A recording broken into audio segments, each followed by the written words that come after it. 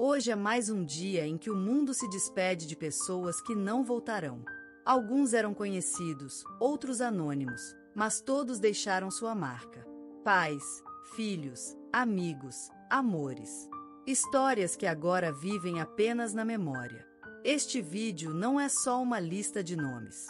É um tributo silencioso àqueles cuja jornada terminou. Assista até o fim. Dedique um momento de respeito. Inscreva-se no canal, para que a memória deles nunca se apague. E agora, começamos! No mês de maio, o Brasil se despediu de Raul Henrique Vasconcelos, escritor, educador e defensor da literatura marginal, que por mais de 5 décadas deu voz aos silenciados. Nascido em Recife, filho de um estivador e de uma bordadeira, Raul cresceu em uma casa simples, onde os livros eram raros, mas o amor pelas palavras era abundante.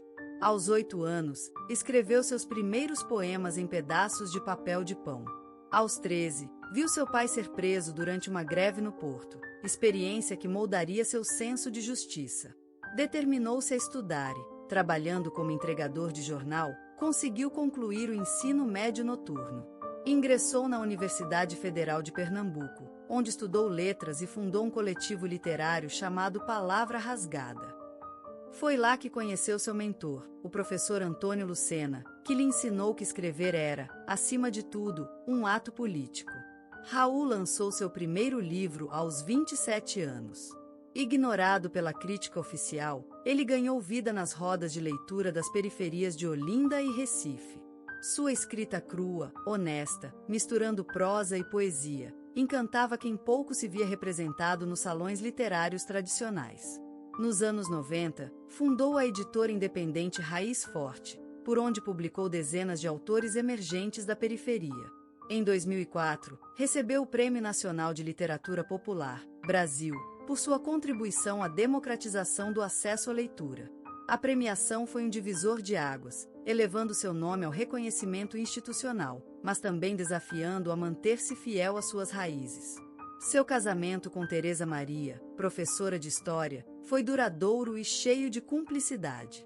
Tiveram 3 filhos e adotaram 2 cães de rua. Em casa, Raul era brincalhão, distraído e gostava de cozinhar muqueca nos domingos. Carregava sempre um caderno no bolso, onde anotava frases ouvidas no ônibus ou no mercado. Em público, era eloquente e combativo. Em privado, era introspectivo, às vezes inseguro. Sofreu bloqueios criativos, crises existenciais, e chegou a queimar 2 manuscritos por achar que não diziam nada novo. Em suas palavras, o escritor precisa desaprender para poder escrever de novo. Além de escritor, Raul foi ativista social, organizando oficinas de escrita criativa em comunidades ribeirinhas e presídios. Fundou a ONG Escreve Brasil, que oferecia livros gratuitos e formação para jovens de baixa renda. Algumas de suas frases se tornaram hinos silenciosos entre os leitores. Quem escreve com sangue, nunca publica em vão. A palavra que incomoda é a única que merece ser dita. Não quero ser lido amanhã, quero ser sentido hoje. Sua última entrevista foi dada aos 73 anos, numa rádio comunitária, onde disse: "Se eu morrer amanhã, que meus livros saibam caminhar sozinhos." Seu último evento foi um sarau noturno à beira do Capibaribe, cercado de jovens poetas e velhos companheiros. Raul partiu dormindo, serenamente, na mesma cidade onde escreveu sua primeira crônica, Recife.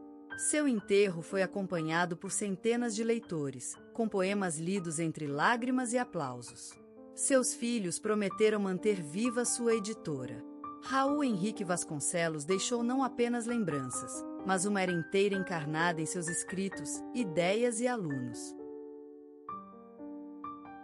No mês de maio, o Brasil perdeu uma de suas vozes mais singulares, Marina Soares de Almeida, atriz, dramaturga e educadora, cuja trajetória rompeu muros e ergueu pontes entre arte e consciência social. Nascida em Salvador, no seio de uma família de lavradores, Marina cresceu ouvindo histórias contadas pela avó Luz de Lamparina. Desde pequena, recitava poemas nas festas da escola e improvisava peças com bonecos feitos de sabugo de milho. Aos 12 anos, foi obrigada a abandonar os estudos para ajudar na lavoura. Mas seu espírito criativo nunca se calou. Aos 18, fugiu para o Rio de Janeiro, com uma mala de roupas e um caderno de versos. Dormiu em pensões baratas, trabalhou como faxineira e costureira até conseguir uma bolsa na Escola de Teatro Martins Pena. Lá, conheceu seu mestre, o diretor Paulo Zorrilla, que lhe ensinou que representar é desnudar a alma em praça pública. Marina revolucionou os palcos com suas peças de forte cunho político, denunciando o racismo, o machismo e a desigualdade.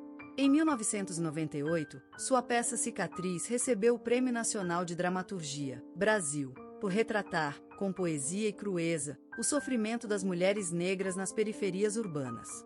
O reconhecimento trouxe visibilidade, mas também ameaças. Marina enfrentou censura, teve espetáculos cancelados, foi chamada de agitadora e sofreu ataques pessoais. Ainda assim, nunca recuou. Ela dizia: "O silêncio é o luxo dos covardes. Eu tenho urgência na fala." Na vida pessoal, foi casada com o músico Vinícius Braga por 15 anos. O casal adotou uma filha, Luana, e criou juntos um centro cultural no subúrbio de Nova Iguaçu. Após a separação, Marina manteve uma relação próxima com Vinícius, marcada por respeito e afeto. Em casa, gostava de cozinhar acarajé, andar descalça e escrever à mão com tinta roxa. Com os alunos, era exigente, mas generosa. Fundou o projeto Cena Livre, que oferecia oficinas gratuitas de teatro para jovens em situação de vulnerabilidade. Muitos de seus ex-alunos hoje dirigem seus próprios grupos teatrais por todo o Brasil. Suas frases ecoam até hoje nos palcos e nas redes. A arte que não incomoda, adormece. Meu corpo é palco, minha voz é protesto. Todo monólogo é um grito de liberdade. Nos últimos anos, Marina enfrentou um câncer agressivo. Recusou a internação e optou por passar os dias finais em casa, cercada de livros, amigos e incenso de alfazema. Em sua última entrevista, disse: "Se a morte me levar, que leve meu corpo, mas nunca minhas palavras." Despedida em um teatro lotado, sob luz baixa e tambores discretos, Marina se foi em paz, na mesma cidade onde estreou seu primeiro solo. Milhares de pessoas compareceram, de artistas renomados a jovens anônimos que ela havia inspirado. Marina Soares de Almeida deixou não apenas lembranças, mas uma era inteira encarnada em seus escritos, ideias e alunos. Todos conhecem o nome, Neymar. Ele brilha nos estádios como uma estrela caída do céu. Seu rosto está em outdoors, sua camisa nas costas de milhões. Há algo nele que transcende futebol, um misto de criança sonhadora e guerreiro da luz. É um corpo veloz, uma mente inquieta, uma alma sensível que aprendeu a sobreviver num mundo que exige muito antes de dar algo em troca. Mas, antes da fama, antes dos gritos da torcida e dos contratos milionários, havia silêncio. Havia um menino. Havia uma casa com cheiro de café fresco e roupas estendidas ao sol. Foi em fevereiro de 1992, numa manhã quente de Mogi das Cruzes, que o pequeno Neymar da Silva Santos Júnior nasceu. O mundo ainda não sabia, mas naquele instante um cometa pousava no Brasil, não feito de fogo, mas de sonho. O pai, Neymar Santos, ex-jogador de futebol, era um homem de poucas palavras, mas de mãos sempre calejadas. Trabalhava duro, consertava o que quebrava, guiava a família com olhos atentos e discretos. A mãe, Nadine, era o coração da casa, voz doce, firmeza no olhar e um colo que sabia acalmar qualquer tempestade. A fé dela em Deus era silenciosa, mas profunda, como raízes que ninguém vê, mas sustentam a árvore inteira. O lar era modesto, mas cheio de música. Tocava Roberto Carlos no rádio, ouvia-se o tilintar de pratos na cozinha, e às vezes o riso de vizinhos misturava-se ao choro de um bebê. Neymar cresceu entre sons. Sons que um dia se transformariam em ritmo dentro de seu corpo, em coreografia nos gramados. Nos seus primeiros dias, ouvia o sussurro da mãe cantarolando canções de ninar, e o coração do pai batendo forte quando tomava nos braços. Na sala, um ventilador rangia como uma velha sanfona, lançando sobre o chão pequenas sombras que dançavam nas paredes. Era ali, naquele espaço simples, que a imaginação do menino começava a criar mundos. Havia um brinquedo de borracha que ele não largava, um bonequinho de jogador com a camisa do Santos. Às vezes, ficava horas olhando para ele, em silêncio, como se conversassem. Em outras noites, tinha medo do escuro, da sombra do guarda-roupa, do barulho distante da cidade que nunca dormia. Mas a voz da mãe, dizendo "tô aqui, meu amor", era suficiente para que o medo se dissolvesse como fumaça. Certa vez, com 3 anos, desenhou num papel uma bola e um sol, e disse que queria jogar futebol de dia inteiro, até o céu dormir. Não sabia o que era fama, não entendia o esforço, mas já sentia o chamado. Algo nele ardia em silêncio, um desejo de correr, brilhar, encantar. Era como se a alma estivesse esperando apenas o corpo crescer. Na infância de Neymar, não havia cronologia, havia sensação. Cheiro de sabão em pó, vento quente nas janelas, risadas na hora do banho, e a certeza de que ali, naquele pequeno universo, ele era amado. E talvez seja esse amor que o acompanhou nos dias mais difíceis.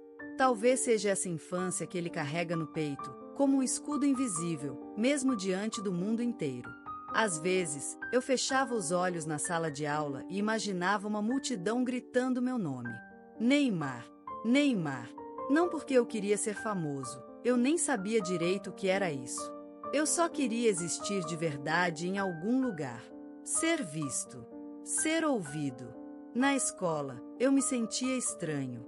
As letras dançavam nos cadernos, os números pareciam montanhas intransponíveis. Eu não era o melhor aluno, e isso me envergonhava. Quando a professora perguntava algo e eu errava, sentia um nó na garganta. Um menino atrás ria de mim. Outros fingiam que não era nada. Mas para mim era tudo. Porque eu estava tentando. A bola, sim, me entendia. Ela não julgava, não corrigia, não ria. Quando eu a chutava, era como se o mundo inteiro ganhasse sentido. Era ali que eu sabia quem eu era. Era ali que eu não precisava fingir nada. A grama da escolinha era curta, às vezes dura, mas cada chute era uma conversa com o céu. Meu pai, sempre com um semblante sério, me observava nos treinos. Nunca dizia muito, mas quando falava "foi bom hoje", eu sentia como se tivesse ganhado uma medalha de ouro. Mas nem sempre era bom. Às vezes eu errava, às vezes chorava escondido depois do treino. E ele dizia: "chorar não te faz fraco, mas desistir, sim". Tinha dias em que eu queria sumir. Quando via minha mãe dobrando roupas tarde da noite, cansada, os olhos pesados. Eu pensava: será que um dia vou conseguir tirar ela daqui? Dar a ela um mundo onde não precise mais carregar tanto? Na vizinhança, alguns diziam que era sonho demais. Outros riam do meu cabelo, da minha timidez, da minha maneira de andar. Eu andava olhando pro chão. Não porque não quisesse olhar nos olhos das pessoas, mas porque eu ainda não sabia se merecia. Os domingos eram dias mágicos.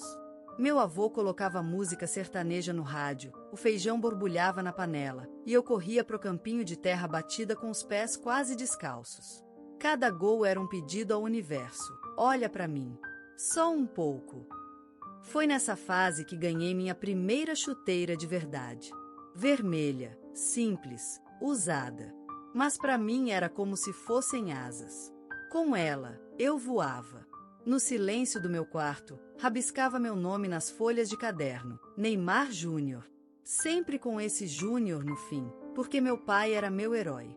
Queria ser ele e ao mesmo tempo ser diferente. Queria ser o que ele não conseguiu. Por ele. Por mim. Mas nem tudo era dor. Tinha também a alegria. O riso solto com os amigos, o gosto do picolé de limão depois dos treinos, a sensação de vento no rosto quando corria mais rápido que todo mundo. Havia uma canção dentro de mim que ninguém ouvia, mas eu sabia, ela existia. Foi numa noite quente em Santos, com o mar sussurrando no fundo e as luzes do estádio piscando como vagalumes elétricos, que tudo mudou. Neymar correu com a bola colada ao pé, como se fosse uma extensão da alma. Fez o drible, a curva, o gol. E de repente, o estádio, o mundo, se abriu. Ali nasceu o fenômeno. Mas não foi um nascer suave. Foi um parto de fogo. Aos 18 anos, os olhos do planeta se voltaram para ele. E não eram olhos ternos. Eram olhos famintos. Esperavam dele milagre a cada toque. E ele, ainda com cheiro de adolescência nos ombros, teve que aprender a ser gigante entre gigantes. O primeiro contrato milionário chegou com aplausos. E com ele, o primeiro silêncio. O silêncio da solidão no quarto de hotel. O silêncio do telefone que não tocava com vozes de verdade, só com agendas. O silêncio de não saber mais se o sim das pessoas era para ele, ou para o que ele tinha. No Barcelona, brilhou, mas também sangrou. Brilhou com Messi ao lado, como se dividissem um segredo antigo. O campo era um poema, e Neymar escrevia versos com os pés. Mas fora dele, sentia-se pequeno. A fama era uma armadura pesada. Roubava dele a leveza. Tudo era grande demais, rápido demais, cobrado demais. Vieram as manchetes, as críticas, a dúvida. Será que ele era só uma promessa bonita? Ou um homem pronto para carregar a camisa do Brasil? Foi então que perdeu um amigo, um irmão de alma. E ali, no velório, cercado de câmeras que nem choravam nem respeitavam, Neymar entendeu: o sucesso não protege. Ele amplifica. Começou a duvidar de si, do seu riso, da sua intuição. As redes sociais viraram espelhos tortos. Os contratos exigiam mais do que ele podia dar. E ele, tentando agradar a todos, se perdia de si. Mas no fundo do peito, ainda morava o menino do campinho de terra. O que chutava com fé. O que queria apenas ser visto. Foi numa Copa do Mundo que ele reencontrou esse menino. Ao cair em campo, lesionado, e sentir o silêncio da dor, ele se viu vulnerável, humano. Pela primeira vez, não quis provar nada. Só queria ficar inteiro. E ali, quebrado, recomeçou. Aprendeu a dizer não. A se calar quando era preciso. A escolher amigos de verdade. A cuidar do corpo como se fosse templo. Da mente como se fosse jardim. Não foi um renascimento rápido. Foi dolorido. Mas foi real. Hoje, Neymar entra em campo com menos pressa e mais alma. Sorri com os olhos. Chora sem vergonha. E mesmo quando erra, sabe, ele não é apenas um jogador. É uma história viva. Um símbolo de talento e fragilidade. De sonho e caos.